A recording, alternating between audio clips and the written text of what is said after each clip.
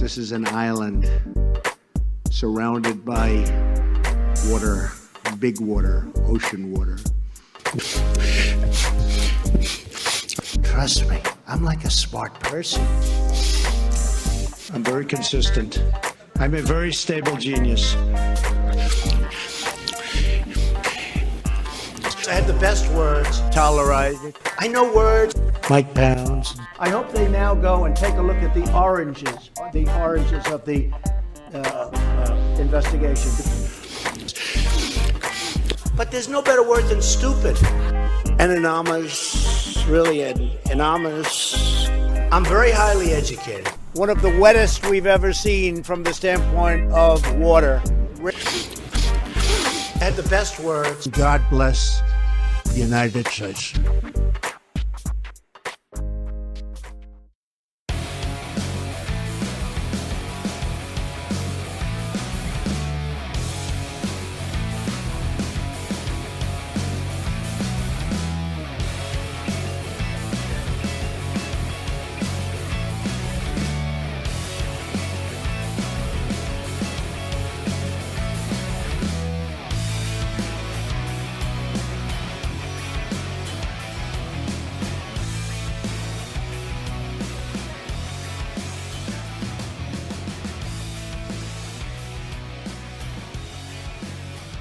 Around the nation, TYT Nation, Jeff Waldorf here.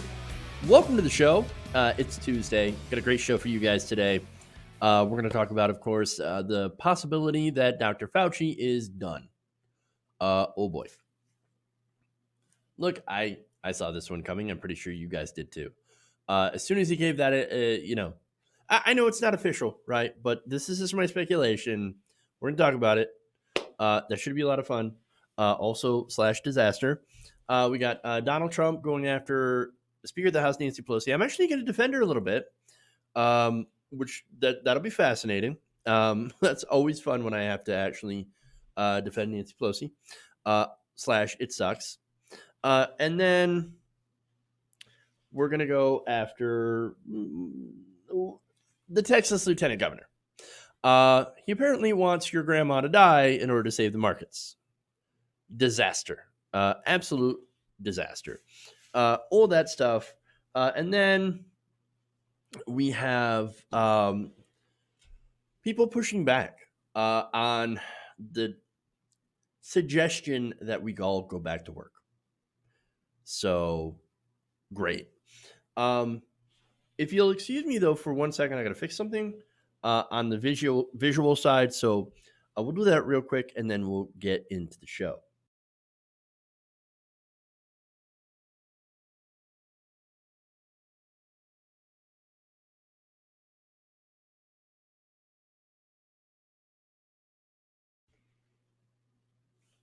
All right. Sorry about that. We're back. Okay. So before I get into this stuff, Joe Biden, a lot of you, are asking in the chat, of course, or at least one of you is like, hey, where's Joe Biden? Where's Joe Biden at this time? Why is he not showing any sort of leadership when he really wants to be part or not a part, but he wants to be the leader of the United States? That's a good question. Fair question. I mean, look, man, if I were running for the presidency of the United States, I would be doing more than just a live stream, like one time. And by the way, it's only a 15-minute live stream.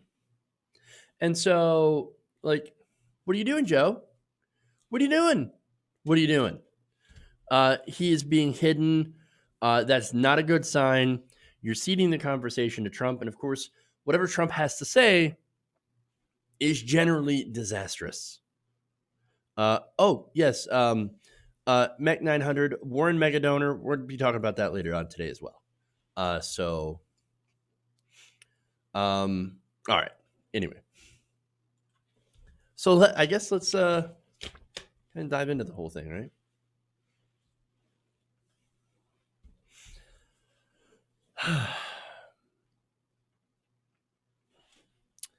Yesterday, President Trump gave his daily briefing on the government's action to stem the economic and health crisis facing the country.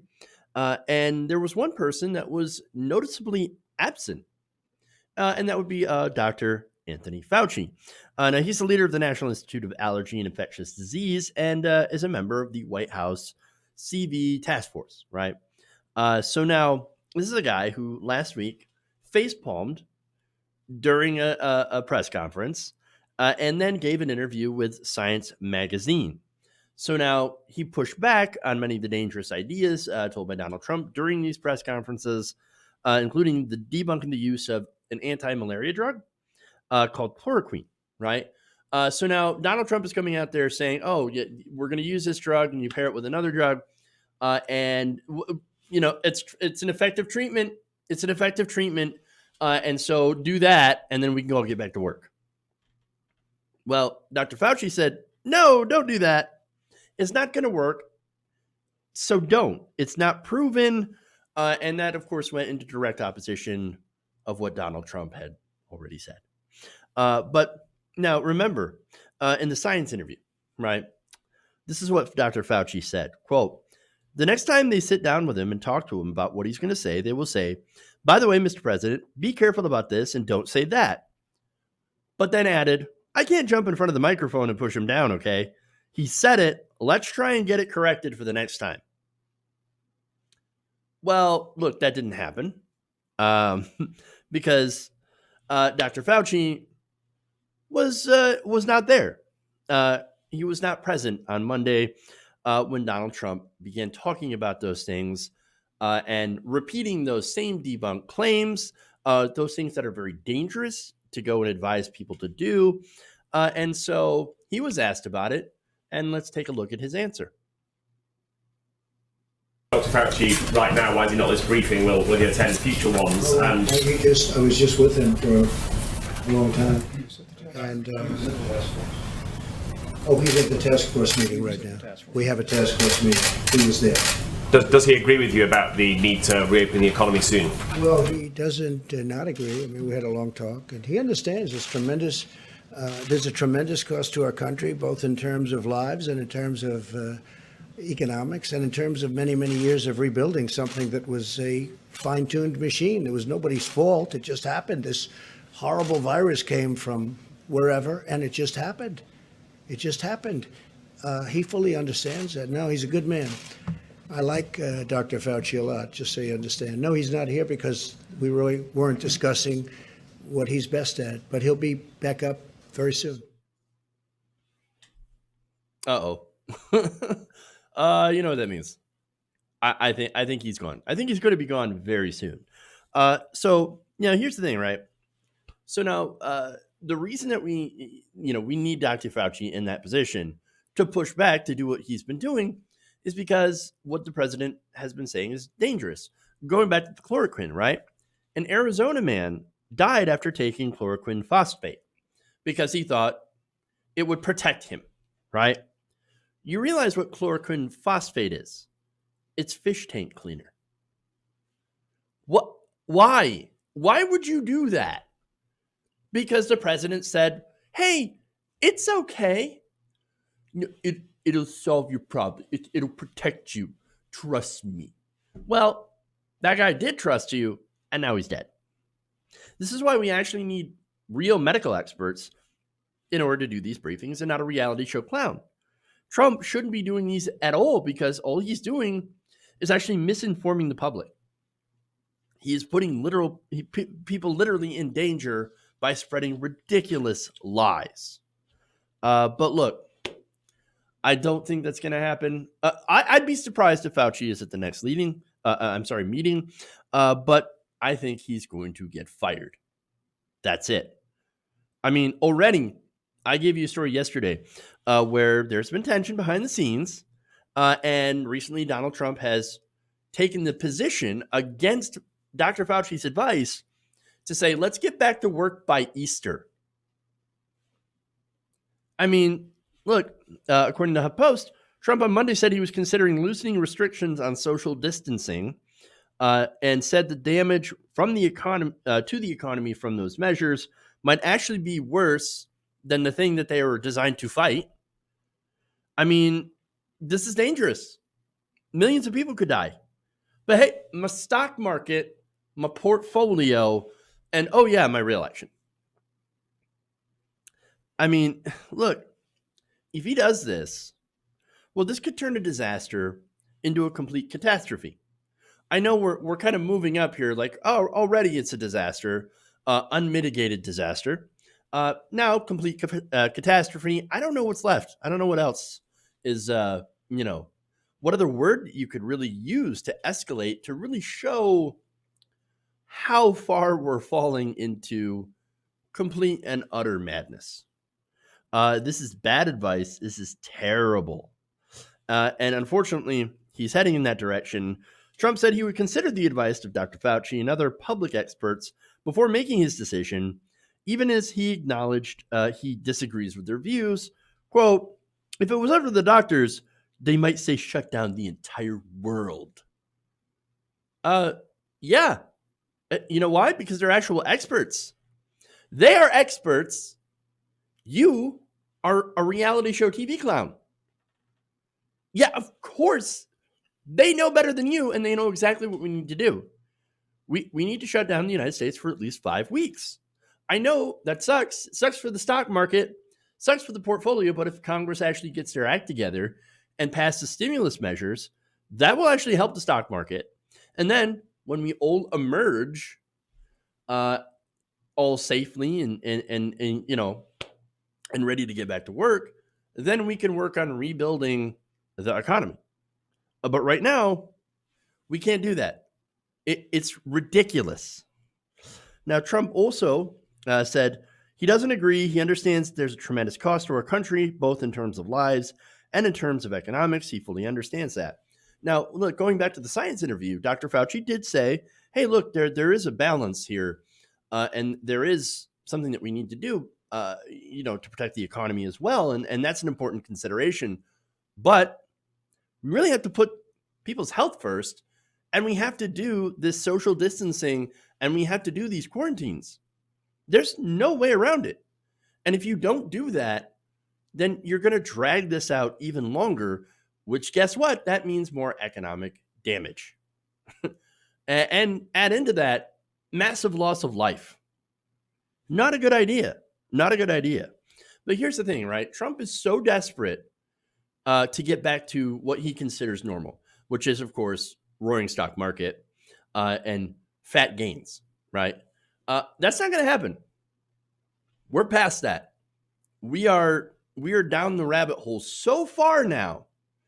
We're not going to be able to get out. It's going to take years to dig us out of already the economic devastation. And so, and that's at least my best guess. Okay. You can't just shut off the economy like this and then immediately go back to normal afterwards. In the best case scenario, we will be dealing this for years.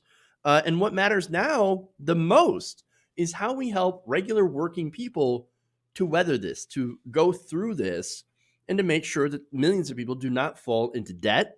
And we could do that, but by, of course, freezing debt collection for the time that, those 5 weeks or 2 months, freeze credit card payments, freeze rents, mortgages, all that stuff. The banks are going to be fine. We're literally, the Federal Reserve is printing money. They're giving them like $1 trillion a day.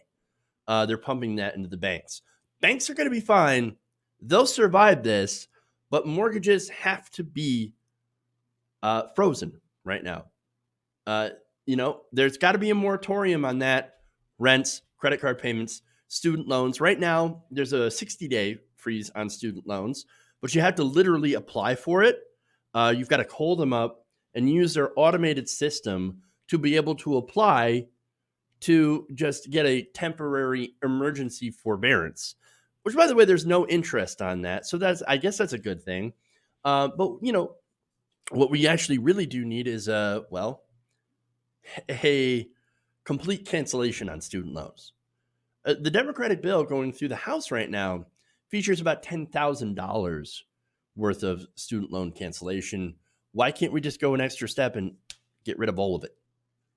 I'll never understood why the incrementalism? It's ridiculous, especially since the government is basically the creditor.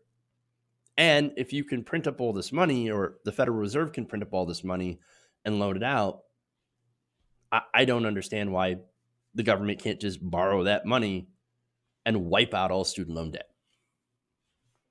Doesn't make any sense to me, but what we've got to do is we got to stop worrying about the super wealthy. The super wealthy are already still super wealthy. Even though they've taken gigantic losses in the stock market, guess what? They're still going to survive.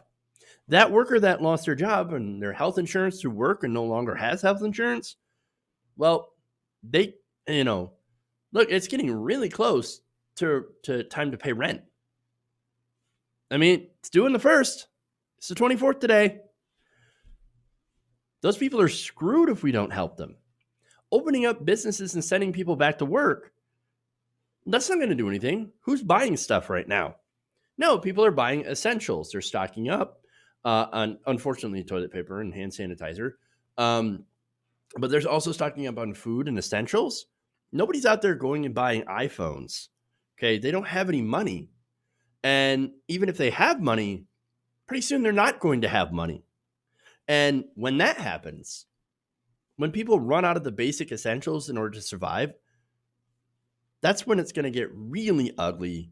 And so we need to focus on that and not on rich people and corporations.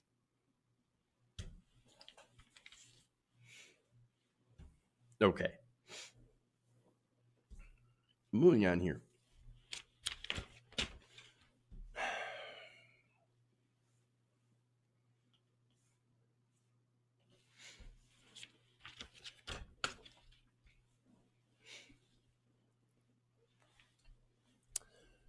President Donald Trump is furious that his corporate slush fund deal was rejected by Senate Democrats. And now he is blaming House Speaker Nancy Pelosi as she tries to draft her own piece of legislation. So now Republicans, Trump on his Twitter account said Republicans had a deal until Nancy Pelosi rode into town from her extended vacation. The Democrats want the virus to win. They're asking for things that have nothing to do with our great workers or companies. They want open borders and Green New Deal. Republicans shouldn't agree. Oh, well, here we go. So now look, the Republican proposal was fairly bad, right? I've gotten into details of that. Creates a gigantic slush fund, $500 billion, and that could go significantly to Donald Trump's properties, right? So he's mad about that. But what the House is working on is a far more better proposal, even though it's not fantastic. I'll go through some of the details with you guys. For one, it's about $2.5 trillion. It's going to be put into the economy. A lot of it, of course, goes into business and small business. And that's, again, you understand why they're corporate Democrats. So, of course, they're going to bail out big businesses as well. However, it also includes, for regular workers, that's what I like to focus on, $1,500 cash payments to each adult. And so that's $1,500 an adult and $1,500 for each child, up to a total of $7,500. And by the way, anyone making over $75,000 does not get any of that money. And so those payments don't apply to anyone over $75,000. So there's your means testing, right? And of course, that's what corporate Democrats love to do. They love to do the means testing, even though it is at least slightly less terrible than the Republican bill, right? Which had means testing, the same kind of means testing, the same tiers, if you will, but also if you had no taxable earnings or in 2018 or did not file a return, then you would get absolutely nothing. And also, if you made a lot less, you would get roughly about $600, if not, and if you're under that, more. No, I'm sorry, less, right? So poor people got shafted, whereas people in the lower middle class got some money. And then, of course, wealthier people, or I can't even say wealthier people because they're really, if you're living in New York and $100,000 a year, you're not all that wealthy. You're still around the middle class. But it leaves them out too. So there's that. Now, that bill, the Democratic bill, would increase SNAP funding, unemployment insurance, would cancel $10,000 of student loan debt. It also includes tax credits for small businesses, and some of the environmental stuff that's in there says that airlines would have to reduce their emissions in order to get a federal bailout. So now these airlines are like, no, we don't really want to do that. We're not interested in doing that. And you've got Republicans like Donald Trump saying, how dare you? How dare you? And look, that's just some of what's in it. It is a 1,400-page bill. Not all of the details have been released yet. And so there's a lot of stuff in there. Okay. And some stuff even deals with, immigration, right? There's no Green New Deal, though. No Green New Deal. I wish there were, but as usual, Donald Trump is a complete liar. So now the Senate bill, that was the Republican Senate bill, that was shut down, had some other problematic provisions. Again, that slush fund, as I mentioned before, that would be overseen by Steven Mnuchin. They would not have to disclose their donors. Who was getting paid and how much they were getting paid for 6 months, which again would go to the donors and would go mostly to Donald Trump. These are places like airlines, cruise lines, hotel chains. There would be no restrictions. So a lot of that money would end up into the hands of the donors. There were no worker protections. Basically, it massively favored corporations over workers. And the House Democrat bill still favors still favors corporations over workers, but at least it favors workers slightly more. So there's that. Now, I think it's a half measure. Obviously, I think we need massive investment. I think we need to guarantee healthcare for everybody. I think we need to cancel all student loans. I think we need to give every family, until the crisis is over, $2,000 a month. No means testing. Oh, no, but rich people are going to get money, Jeff. What are you talking about? They don't need that money. Yeah, but you get it back by increasing taxes on them later. You recoup that money through taxes.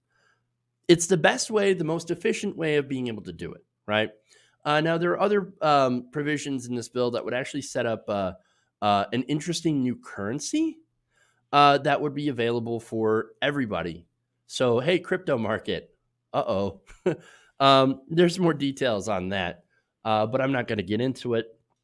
But look, basically the reason that Donald Trump is super mad about this, very, very salty, is that he cannot profit as much off this House bill as he could off the Senate bill. One of those things that he loved was the slush fund. He wants it to go to his struggling hotel chains, his businesses, which, by the way, before this crisis even started, we're not doing all that great. And so, yes, he wants to send all that money to himself. He also hates the fact that some companies will have some rules on them if they want to get bailed out. And these companies do not want to have any rules on them. They don't want to be told that they can, that they are not able to buy back their own stocks, for example, or that they have to do something to get federal bailout money. Isn't that hilarious? They're like, we want to bail out. We need to bail out. Oh my God, we're going to fail so bad. If you got to help us. All right, well, look, we're willing to help you, but you got to do something for us as well.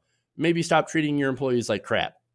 Maybe reduce your emissions a little bit so, climate change doesn't destroy us all later.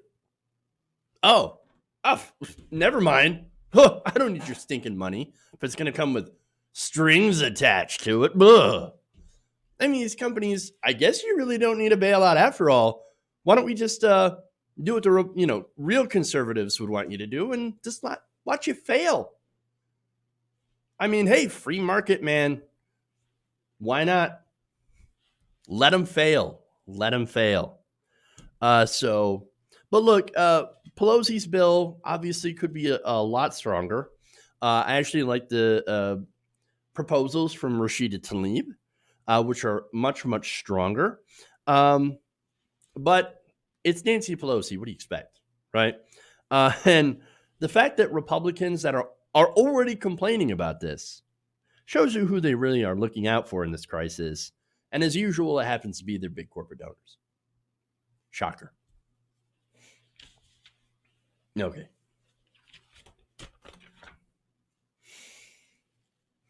Moving on here.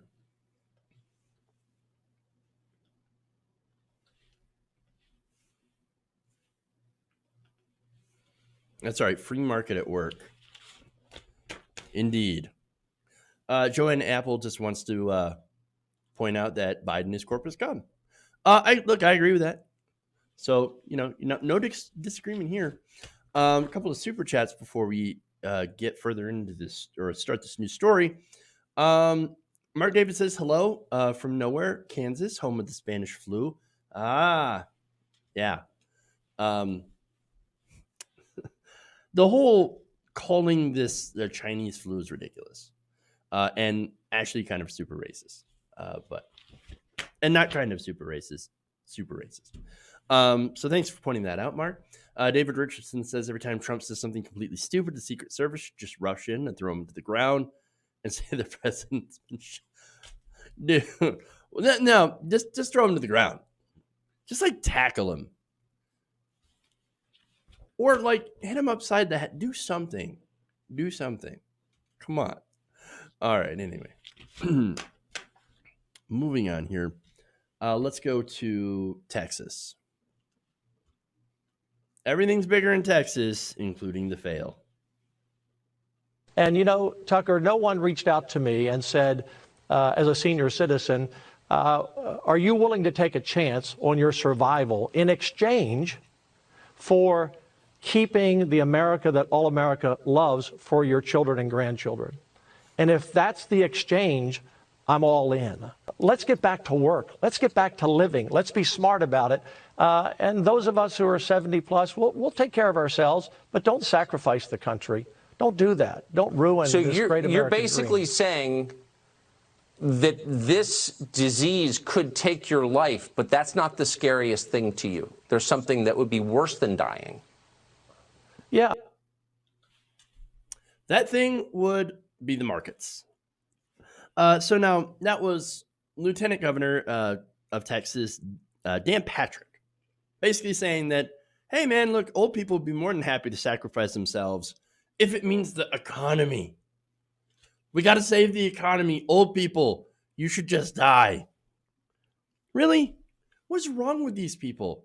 Sociopaths, every single one of them. Look, here's the thing, right? People like Dan Patrick, who, by the way, when he says, everybody, you should get back to work, right? Okay, well, what's Dan Patrick going to do? He's the lieutenant governor. He could teleconference, right? It's not like he's out there stocking shelves. It's not like he's out there, manufacturing things or making things. No, he's a politician. He can Skype in and do his work literally from home. But the Walmart greeter, not really going to be able to do that. And of course, that's somebody who gets a lot of interaction from home. Interaction with the public. Unlike someone who, like me, who stays at home, right? And I'm totally fair about that. My risk is minimal, as is Dan Patrick's risk. People most at risk are obviously those that are working in the grocery stores, working in the gas stations, home health care workers, nurses, doctors, all those people who are frontline who do have to do face-to-face interaction with people. Those are most at risk. And a lot of those people do happen to be on the older side as well. Doctors, some nurses, etc. And so you are putting all those people at risk that, like, all the people that aren't on the front lines, that shouldn't be on the front lines, you're also putting other people at risk now. So the people on the front lines are even more at risk. When you add all these additional workers that could be home into the danger zone, essentially. What are you doing? What are you doing? Look, the economy right now is frozen for a reason, right? Going back to work is telling people, forcing people to go back to work during this time of crisis, not going to help. Why? People aren't really interested in buying things right now. In fact, reduced demand is why you have a lot of companies, even before mandatory lockdowns, laying people off. Nobody really wants to leave their homes right now, understandably. And in a lot of states, like mine, for example, we're not allowed to leave until, unless we want to get the essentials, food, gas, medicine, etc. We're not out shopping for iPhones or, watching movies or anything like that. And if we do so, we put people at risk. But Dan Patrick and Donald Trump think, oh, no. Go out there and work so that we can boost the stock market and the economy again. Here's the problem, right? We haven't seen the worst of what this is going to bring, right? We still don't have adequate testing. We don't have adequate test kits. We don't have adequate PPE for our frontline healthcare workers. We don't have enough hospital beds or enough hospital space. We don't have enough ventilators. We don't have enough of anything. Over the next couple of weeks, it's forecasted to get worse. Why? Because it's going to get worse before it gets better. And so this is a major problem. Telling people, oh no, we should go back to work. So we don't, so we put ourselves over, we put the economy over ourselves in order to appease the great market gods. It is absolutely dangerous and ridiculous. That's what it is. Okay. So now we need to have a handle on the situation, to get a handle on the situation and prevent new infections before we let people go back into the economy, before people will feel comfortable enough to be able to interact in the larger economy as a whole and start buying consumer goods again, instead of course, your basics like food, medicine, toilet paper, etc. Right? So now, Mr. Patrick got a little bit of pushback for suggesting this. And let me start with some of that. Emma Bacciarelli says, I love my grandparents very dearly, and I would not like to see them as human sacrifices at the altar of the stock market, and did not realize this desire had to be actively defended. Who knew that these Republicans would come out to be the worst people imaginable? Hey, Grandma, Grandpa, we love you, but we just love the market more. So get out there, right? Or we're going to get out there and then we're going to come home and you're going to get sick. Brandon Freeman says, telling y'all if Dan Patrick wants to sacrifice himself, that's fine. When he begins volunteering other people to sacrifice themselves on behalf of the state, that's genocide. Not mincing words there. Evan says he's got a little bit more of a sarcastic fun take. To think Texans survived Jade Helm in transgender bathrooms only to be sacrificed by Dan Patrick himself. What a twist. Nobody saw that one coming. Sawyer Hackett says, Dan Patrick with a white hot take on Tucker Carlson that boils down to, trust me, old people are willing to die for Wall Street. And I do have to remind you, it ain't all old people who are dying. No, there are people my age and younger than me that have died from this already. So this is no joke. It ain't no normal flu. Radley Balco says, I'd like to say, while the GOP's dark Shirley Jackson-esque plot twist isn't entirely unexpected, that the primary victims would be a significant part of Trump's base is certainly a surprise. Well, look, again, this goes back to being a sociopath, essentially, right? Saying that, you know what, we really don't care about these people. After all, they are useless tools. I wouldn't say useless, but they're, useful tools. And they help us be able to rob the rest of the country. They're easily duped, susceptible. And I'm not saying I'm not saying this, but this is, I think, what they believe, right? The wealthy and powerful, that older people are easily duped, and that they're buy our propaganda, and they hate socialism just as much as we do because we don't profit off of it. And so they always turn out for elections, even though they're voting against their own interests. And so we don't care if they die because we can just propagandize more of you. Well, look, they do have the media. They do have Fox News. They have all that stuff. So, I mean, it's a disaster, right? And it's a really sick kind of worldview that they have. Now, Bradley Moss asks, do I have to choose which of my grandparents to sacrifice, or do they do that for me? Is there a test they take? Maybe a panel of people who assess which ones can survive the longest. Oh, you mean like a death panel, right? I mean, or a panel that decides who will die and who will live, like a death panel. Ironic. Daniel Dresner addresses that, by the way, by saying, 2010, conservatives freak out over death panels. 2020, conservatives endorse reality version of Logan's Run. Yikes. Not good. Maria Alexander says, hello, it's me, a principled conservative, and I'm here to say, why wait for grandma and grandpa to die in the pandemic when we can start hunting them for sport today? Lots and lots of sarcasm in that one. I hope. Lindsay Adler says, I prefer to keep my one remaining grandparent. Thanks. Mike Drucker says, let's make America great again. 2016. 2020, if hundreds of thousands of you die for us to have a lot of brands of cereal, I guess that's just the way it is. Capitalism at its finest. Scott Lennon says, screw the masks and ventilators and start printing up those I die for the Dow t-shirts for Florida's nursing homes. I die for the Dow. Nope. Not interested in that. Another user says, you can't be a pro-life Republican and also want people to die for the Dow Jones or the NYSE or, yeah, you know. Brendan Carrot says, after spending a single week inside, right-wingers are asking you to consider letting grandma die so their favorite cheesecake factory reopens.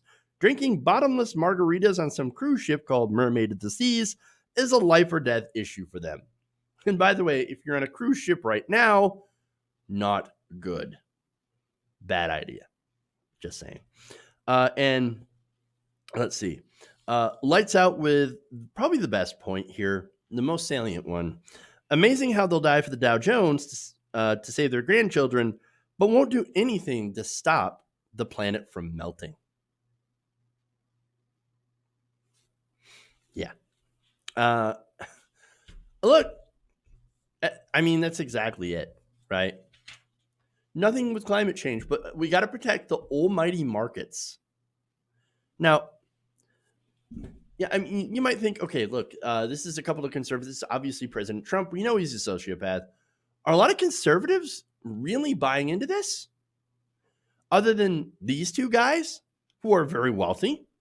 Well, you've got right-wing host Jesse Kelly saying this on Twitter. Quote, if given the choice between dying and plunging the country I love into a Great Depression, I'd happily die. The market gods appreciate your sacrifice, Mr. Kelly. And by appreciate, they mean make lots and lots of money for shareholders, but not you or regular people. Look, I don't think he realizes that a recession is kind of the best case scenario right now. And I say recession because the worst case scenario, which is seeming more and more likely because we do live in America, and America is headed up by two feckless conservative parties and reality show TV clown, depression seems inevitable. But I don't know for sure. Look, if we do what we need to do, and we shut down for 5 weeks, right? Practice social distancing. You freeze rents, mortgages, utilities. You send people a decent monthly check, right? And then after that time, after we've got a handle on this whole thing, you let people go back to work afterwards, right? That would still end up leading, obviously, to a lot of economic harm, right? There's no way around that. The economy is effed right now. And you can't save it as it is. The ride is over, right? No matter what. This is best case scenario. Worst case is what Trump is proposing and these right wingers. We get back to work, we spike the infection rate, we cause people to go back into isolation after a couple of weeks, right? Because they are getting sick and spreading it. Then hospitals are overloaded, staff die, right? You also have hundreds of thousands, maybe millions of unnecessary deaths. And then you have a depression. And for what? Markets. Of course, the markets. In this case, doing the right thing means foregoing short-term market gain, but saving the economy in the long run. Because when it comes to the long-term health of the economy and economic reality, doing that at least 5 weeks is the best that we can do. It has to be done. If not, you have depression and you've got the guaranteed deaths of, as I said, countless of American citizens. And these Republicans, unfortunately, seem to want to blindly charge us into the worst case scenario while screaming for the markets and perhaps even Leroy Jenkins. Disastrous. Okay. I'm going to take a break. We're going to come back. We've got Not Dying for Wall Street. That's awesome. Progressives push back. And then you have Warren's mega donor. So stay right here. We'll be back in a minute around the nation.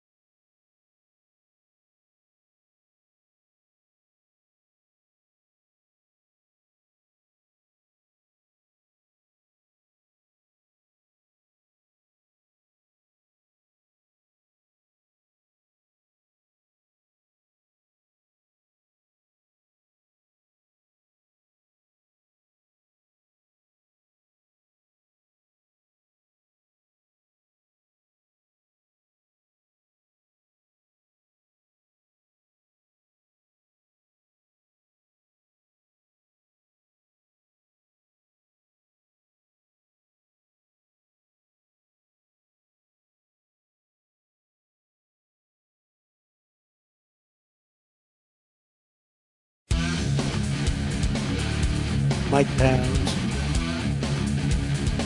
Wait, you're getting nervous, man. Oh, well, I'm sorry.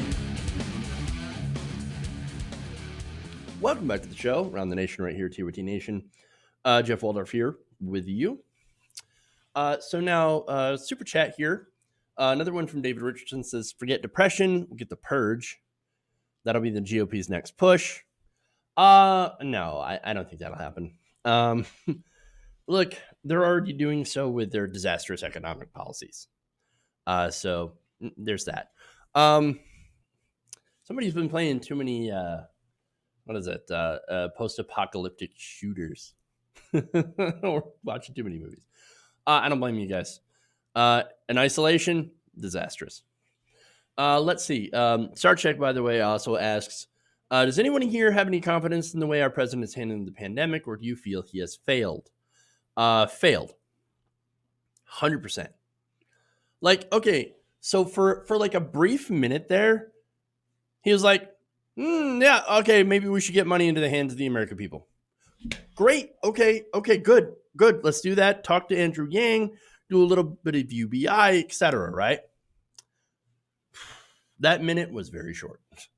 And we are back to, of course, Trump disaster.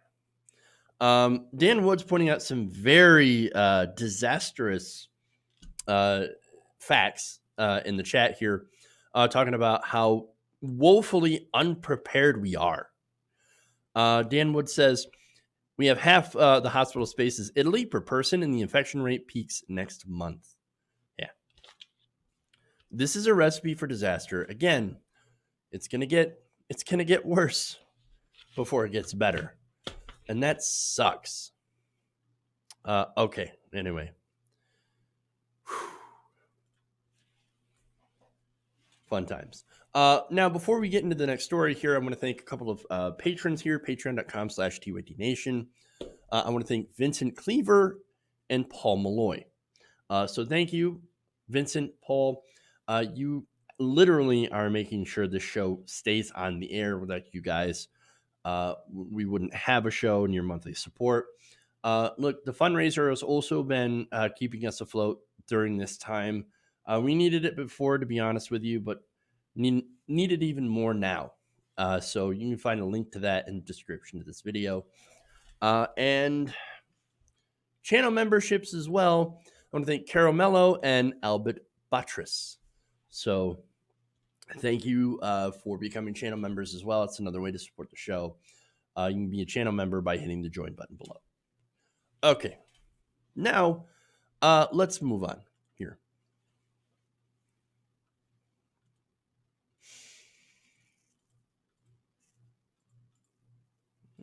Okay.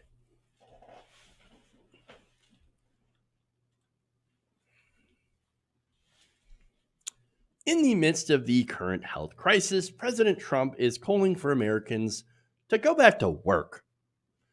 Now, going back to work right now is obviously against the warnings by health professionals from both inside and outside the administration. Dr. Fauci, of course, is one who is urging for at least 5-week national lockdown.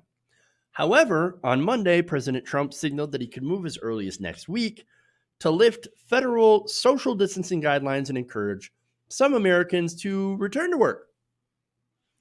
He said, quote, America will again and soon be open for business. Very soon. Now that would be, he's planning on bringing everything back by Easter. So that is soon. Not good, right? In fact, it's a lot sooner than the 3 or 4 months that people were suggesting, right? And that's what Donald Trump had said. So now joining him is Goldman Sachs Senior Chairman Lloyd Blankfein. Now, on Sunday, Blankfein tweeted that measures such as temporarily shutting down business to halt the spread of COVID-19 were, quote, crushing the economy, jobs, and morale. Oh, no, the shutting down is hurting morale in the economy. No, not the virus that's rampaging. No, nothing to do with that. No, we got all the confidence in the world. No, ridiculous. No, look, you think it's bad now. Wait till hospitals are overrun with the sick and dying. That's not good for the economy. That's actually really, really bad. But hey, anything to preserve your bottom line there, Lloyd. What a sociopath. All right. So now Blankfein said, quote, within a very few weeks, let those with a lower risk to the disease return to work. But if we do that, understand that we're going to keep spreading it in waves. And it's going to keep coming back. We're going to keep shutting down. And it's going to come back. And we're going to shut down.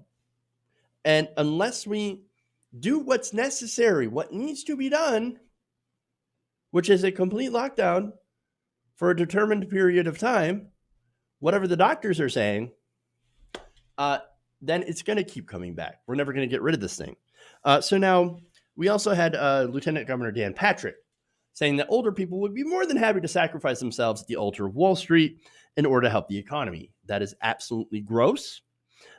This sick response, of course, from some prominent conservatives and the president spawned the Twitter hashtag not dying for Wall Street, which is currently trending. These are people saying, a lot of progressives, but a lot of people as well, saying that we will not go back to normal as long as there is significant numbers of people at risk. Yes, older people. Now, let me go to Benjamin Dixon. He's a friend of the show, and he's part of this prominent part of this hashtag. And he says this, quote, "If we have to rent strike, general strike, whatever has to happen, we will not die for oligarchs. The system crashes without our participation, but they cannot force us to participate at the expense of our lives." Now, as I said, Benjamin Dixon's a good friend of mine. I've had the pleasure of watching him radicalize since at least before Mike Bloomberg got into the race, and he took down Bloomberg. So, Benjamin, keep it up, man. Rocking that. You're rocking it. Seriously, though, he's absolutely right. Yes, even while young people are less at risk of dying, they can spread the virus very, very quickly, sometimes asymptomatically. But young people can also die from it as well. I mean, even if you have a small percentage, 2% of the population, that's still millions of people, right? In a society, in a population that's over 350 million people. So you have to keep that math in mind. There's a lot of people that can die from this. It is not just the seasonal flu. Now, author and activist Eric Blanc also wrote, he's a writer for Jacobin, and he said, "We have now reached a point where, according to experts, only a 5-week national lockdown can avoid public health catastrophe. Yet the Wall Street Journal and the Lloyd Blankfeins of the world are proposing the exact opposite, ending lockdowns rather than extending them. Even the limited governmental measures taken so far are apparently too much for Wall Street to stomach. Unless we take action, Wall Street may get its way. And of course, in this case, literally, there will be a lot of death. Not good." Now, he continues by saying, "Stopping Trump from scrapping our existing public health measures is literally a matter of life and death. We need to do everything possible to force the White House and its corporate backers to take the urgent measures that experts agree are necessary to prevent a public health catastrophe. Our lives are on the line." So here's the thing. Donald Trump and a lot of these conservatives, they either don't get it or they don't care, right? Because it hasn't personally affected them. You know, the thing that makes Republicans most aware, right, is when something personally happens to them. And then suddenly it's like, oh my God, I didn't realize. Oh, now we must do something about this because this is a catastrophe. I mean, look, you got Mitt Romney, that's in isolation right now. You got Rand Paul. You know, Ron Paul, Rand's father, just 2 weeks prior to that diagnosis, called this whole thing a hoax. And Rand Paul voted against relief packages. Gee, I wonder what's going to happen when he gets out of isolation. That's if he makes it, because, again, he may be asymptomatic right now, but he's fairly old, right? And he's more at risk because he's got a lung injury. So they had to remove part of his lung. So, and this is a disease that attacks the lungs. It's a virus that attacks the lungs. So, absolute disaster. Gee, let's hope Rand Paul learns something, right? But I don't know if he will. However, there is a couple of notable conservatives, one at least, that agrees with us, and that's, of all people, Liz Cheney. Let me show you what she tweeted here. Quote, "There will be no normal functioning economy if our hospitals are overwhelmed and thousands of Americans of all ages, including our doctors and nurses, lay dying because we have failed to do what is necessary to stop the virus." Liz Cheney. I cannot believe that she... look, I understand, low bar, right?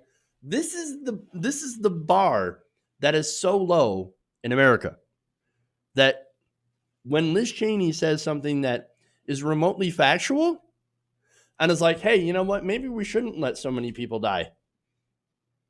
That it's like, oh my God, I can't believe she would say something like that. That is so uncharacteristic of Republicans that we just have to point this out. Wow. But hey, facts don't care about feelings. Facts don't care about your markets. They don't care about your portfolio, and they certainly don't care about anything else. They're facts. We need to stay home. We need to practice social distancing. We need to isolate ourselves physically.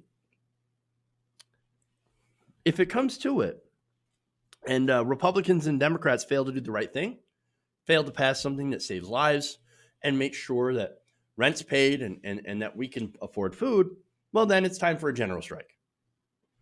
Understand what I'm calling for, right? Don't go to work. Don't pay your bills. Don't pay your rent. Do nothing, right?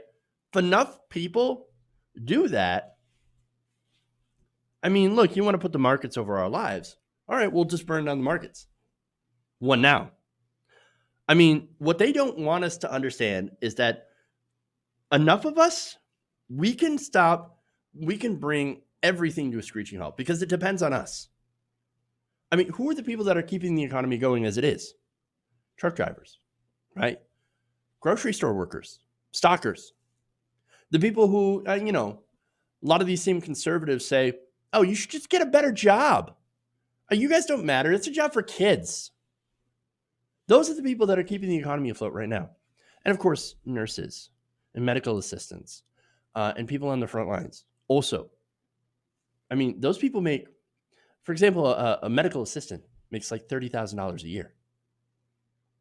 Not a high-paying job. It's not like getting paid, 6 figures working at Goldman Sachs. Okay, and so these are the people that are keeping not only people alive right now, at great risk to themselves, but then you have others who are, helping keep people fed and toilet paper on the shelves. I mean, at least on some shelves, and keeping people stocked with goods that they need to survive. Those are also people at most risk. Gas station workers, the people that they say, again, get a better job, are now running the economy. What's Lloyd Blankfein doing? Huh? What are the Republicans doing? What are the CEOs doing? The people with the yachts, private equity. What are you doing to help the economy? Not doing a damn thing. No. They need us, right? And they know it, and they've always known it. But you know who hasn't known it? Us. Because, well, they think they'll never catch on. They'll never know how important that they really are.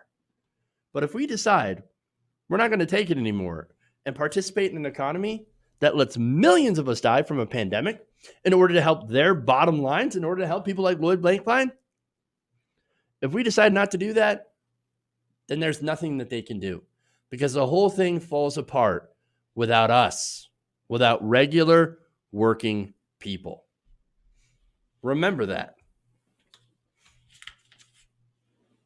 Okay. Speaking of those with the money,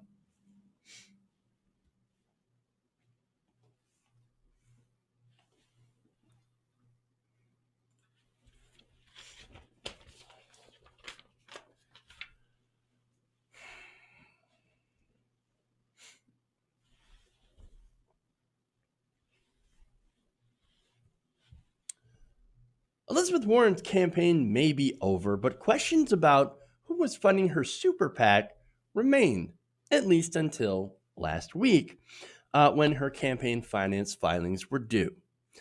So now, turns out, Persist PAC, which was Elizabeth Warren's super PAC that was supporting her candidacy into Super Tuesday, was funded by mainly one person, Carla Jurvetson.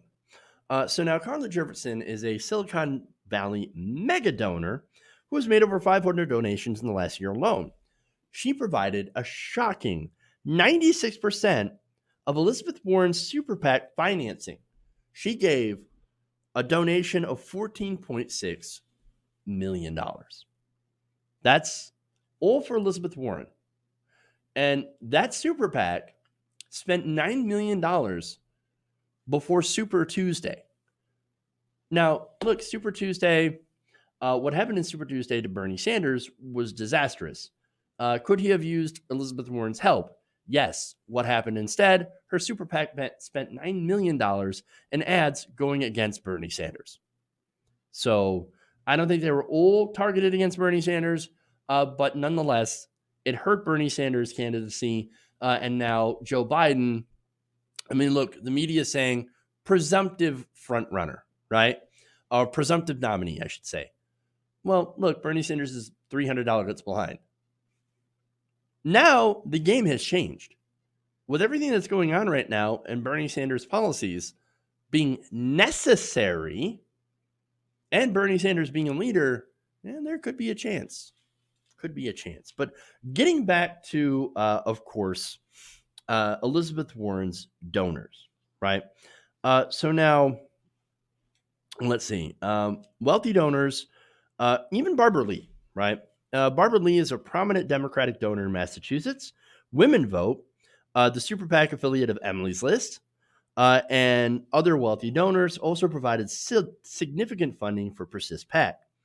Jurvetson, however, is a physician and a philanthropist, and over the last 3 years, according to The Intercept, has lavished Democratic candidates with funding with an eye towards supporting Democratic women, including conservative Democratic Arizona Senator Kristen Sinema, as well as progressive insurgent Jessica Cisneros. So look, I supported Jessica Cisneros. I was not in favor of Kristen Sinema. Well, Jurvetson funded both. So let's be fair about that and supported both. Okay. So again, a mixed bag, right? But she is supporting women and she's supporting Democratic women. But wait, hold on. There's one donation there to a specific candidate that was a little bit troubling. And that is one to the Senate campaign of former Maricopa County Sheriff Joe Arpaio.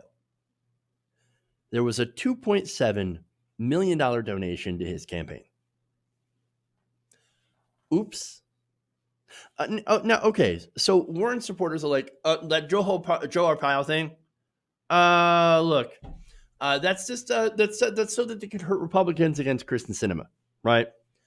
So Kristen Sinema ended up winning the Arizona seat, and so there's your proof, right? Well, hold on there. It also could be the fact that maybe, and this is my speculation, of course, maybe this donor wanted to play both sides. I mean, think about it, right? You have the ear donation. Look, you don't give a donation unless you want to have influence over a campaign. You don't give those large donations. You think they're doing it for their health? No, they're not. No, they're doing it so they can have influence in the next, administration or over that specific politician, that specific area. So that's my speculation, is that we'll just throw money everywhere. But it could be a Pied Piper situation as well. I don't necessarily know. But the thing is, what if Joe Arpaio had won? I mean, then what? So there's that. But the actual other issue here is Elizabeth Warren's hypocrisy for taking that donor money. She did not disavow her super PAC. And she said, in fact, look, if everybody else is going to have a super PAC, then I'm going to have a super PAC.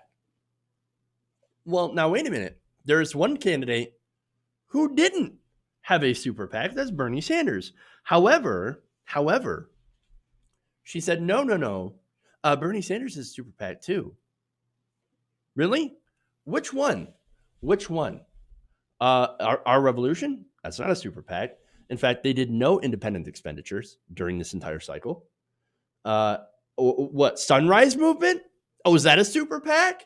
No, it's not a super PAC. And so political action committees, by the way, are not the same as super PACs. And so, look, the fact is, there is this massive hypocrisy because Elizabeth Warren had sworn off super PACs until she was doing poorly.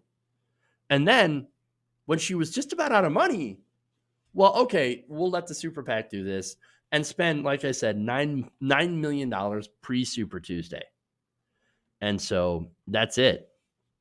Now, the late formation, by the way, of the campaign committee meant that the group was able to legally display disclosure of its donors until a month after it was created and millions of voters had already gone to the polls. So understand that too. Also part of the hypocrisy. Elizabeth Warren said, oh no, we shouldn't have dark money. We should be very upfront about our donors. Okay, well, who's funding your super PAC? I'm not going to tell you until we legally have to. And that just happens to be after Super Tuesday. I mean, look, it's not just her, it was her campaign as well.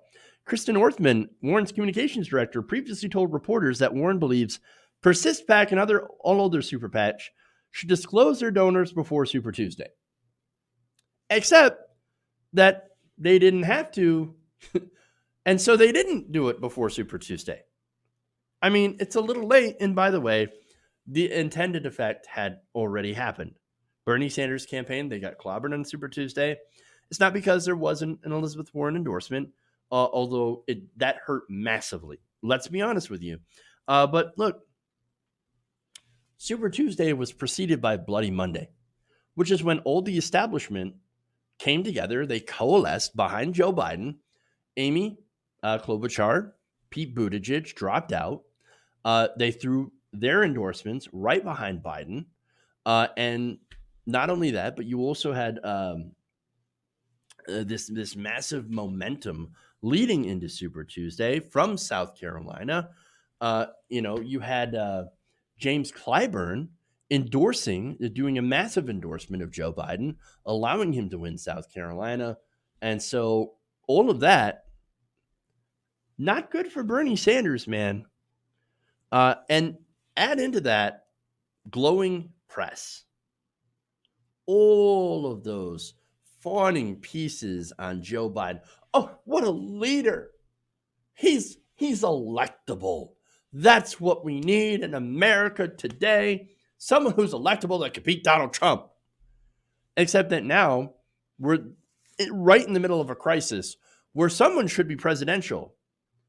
Who's the only one being presidential at this point? Bernie Sanders. Donald Trump's out there spreading misinformation every single day.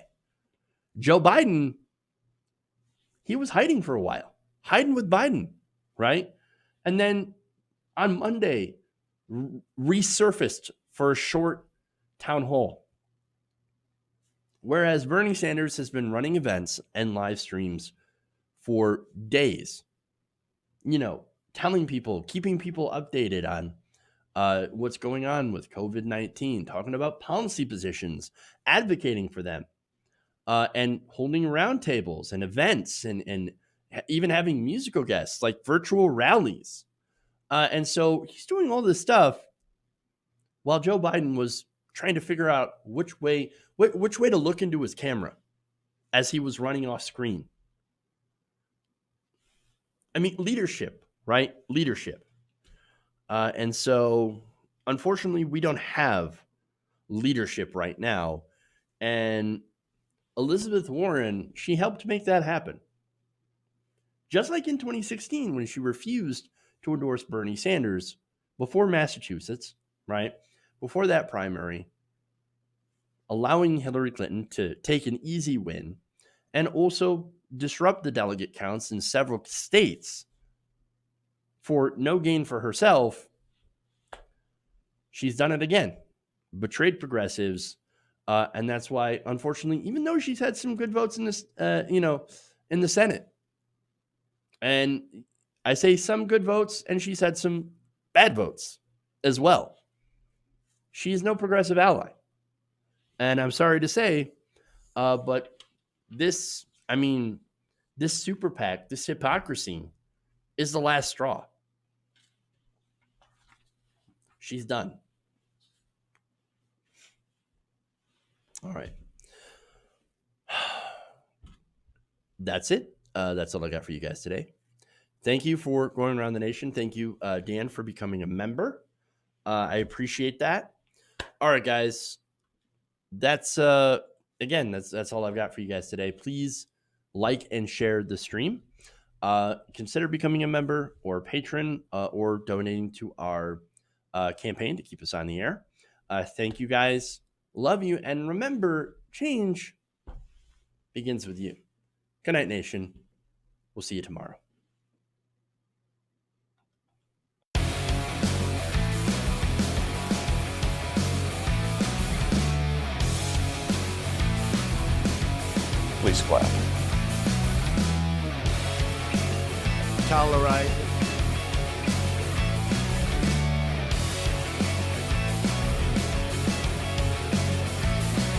Mike Pounds.